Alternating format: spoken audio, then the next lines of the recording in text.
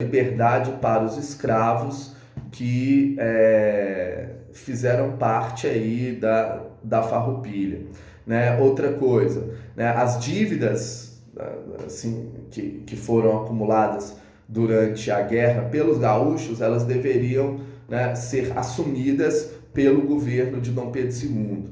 Outra coisa, né, os gaúchos, eles exigiram o direito de eleger o próprio governador da província, né? Isso era um direito único, né? Assim, lembrando que pelo poder moderador, quem escolhia os governadores de província era o imperador, né? E no Rio Grande do Sul não. No Rio Grande do Sul, a partir da Farroupilha, né? A partir inclusive do fim da Farroupilha em 1840, em 1845, os gaúchos é que escolhiam o seu próprio governador, né? Uma imposição de Bento Gonçalves, né, para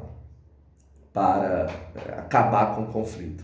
Outra coisa, que os prisioneiros de guerra, assim, aqueles prisioneiros, né, que eram gaúchos, né, que foram capturados pelo exército brasileiro, eles fossem soltos, que Dom Pedro II soltasse todos aqueles que integravam o exército gaúcho e foram capturados pelo exército brasileiro, que eles fossem soltos. Então os prisioneiros de guerra deveriam ser soltos, tá?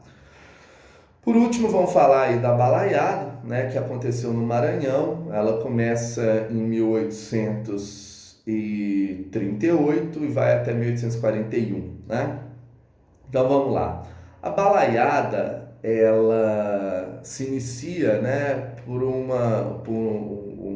o líder deles, inclusive, é daí que vem o nome balaiada, né, porque ele tinha o apelido de balaio, era conhecido como balaio, porque ele era um artesão, ele fazia balaios, né? Ele teve suas duas filhas estupradas, violentadas por policiais, né, no Maranhão. E aí, então, movido pelo sentimento de ódio e vingança, ele inicia, né, uma revolta, né, dentro do Maranhão, assim, uma revolta cujos integrantes eram pessoas pobres, né? Bem, que estavam insatisfeitas, né, estavam revoltadas com a sua condição de miséria dentro da província do Maranhão, tá? Bem, esse movimento ele foi crescido, né? Ele teve né, assim, uma ampliação do número de participantes, justamente quando uma liderança quilombola, né, o Cara Preta, teve seu irmão preso, né? Na opinião do Cara Preta era uma perseguição, porque o irmão dele estava sendo acusado de assassinato, ele não teria cometido esse crime, então ele estava, né, preso injustamente pelas autoridades do Maranhão, e então o Cara Preta invade, né, uma delegacia dentro do Maranhão para soltar o seu irmão, né? E aí então as autoridades assim, da segurança pública do Maranhão vão até, né, a região no qual o Cara Preta morava, né, e vão tentar prender não só o Cara Preta, como prender de novo seu irmão e todos aqueles que ajudaram a invadir a delegacia e libertar o irmão do Cara Preta. É aí então que o Cara Preta pede ajuda ao balaio, né? Então, assim, o balaio que já havia iniciado uma revolta, né, dentro do Maranhão, ele vai então se solidarizar com o Cara Preta e os dois vão unir forças, fazendo assim da balaiada um movimento, digamos assim, mais forte, inclusive, tá? Esse movimento também ele cresceu muito, né, quando já em 1838 um líder quilombola, né, o Preto Cosme, ele vai então se juntar também à balaiada, né? E isso fez com que então o movimento da balaiada ele fosse um movimento basicamente negro, né, apoiado por quilombolas, né, por quilombos dentro do Maranhão, né, fazendo com que essa população negra, então, ela, né, acabasse integrando ao movimento, né, e fazendo do movimento, né, um movimento negro, né, assim, a Balaiada, ela era um movimento composto basicamente por pessoas negras, né.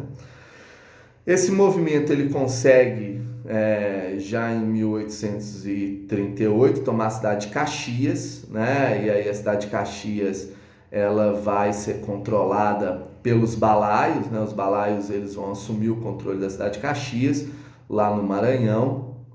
E o que fez com que o governo imperial, né? Assim, inicialmente o governo regencial, mas depois, já a partir de 1840, que o governo de Dom Pedro II, eles então entrassem, digamos assim, com toda a energia possível e violência, né, para conter o movimento. E aí, inclusive, né, Dom Pedro II chama, né, o Caxias, né, inclusive é aí que ele ganha, né, o título de Barão de Caxias, que depois, inclusive, na Guerra do Paraguai, ele vai se transformar o Duque de Caxias, né?